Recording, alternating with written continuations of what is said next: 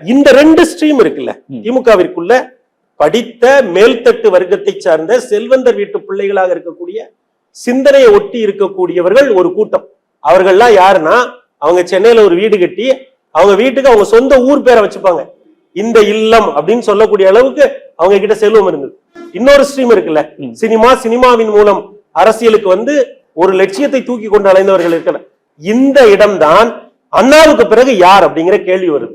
இந்த படித்த ஸ்ட்ரீம்ல இருந்து அல்லது பட்டம் பெற்ற இந்த ஸ்ட்ரீம்ல இருந்து வரக்கூடிய நெடுஞ்செழியனா, அல்லது நாடகத்தின் வழியாக சினிமாவின் வழியாக அரசியல் என்று வந்த அந்த ஸ்ட்ரீம்ல இருந்து வரக்கூடிய கலைஞரா?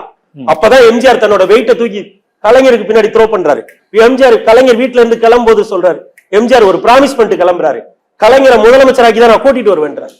அண்ணாவுக்கு பிறகு யாரை தேர்ந்தெடுக்க போகிற கூட்டத்துக்கு எம்ஜிஆர் கலைஞர் வீட்டுல இருந்து கிளம்போது அவங்க வீட்டுல சொல்லிட்டு கிளம்புறாரு, கலைஞர் முதலமைச்சராக இந்த வீட்டுக்கு திரும்பி வருவாரு அப்படின்னு சொல்றாரு. எது அந்த ஊக்கத்தை தந்தது? கோயம்புத்தூர் வீதிகள் அவர்கள் பசியோடு அலைந்தது. எம்ஜிஆருக்கு ரெட்டை நாடி இருக்குன்னு சொன்னப்போ கலைஞர் சொன்னாரு, ஒரு தாடியை விட்டாருன்னா ரெட்டை நாடி இந்த படத்துல எம்ஜிஆர் நடிக்கணும்னு சொன்னாரு.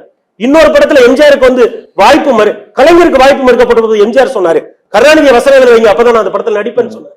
அந்த நட்பு 40 ஆண்டு கால தமிழக அரசியலை பாதித்தது.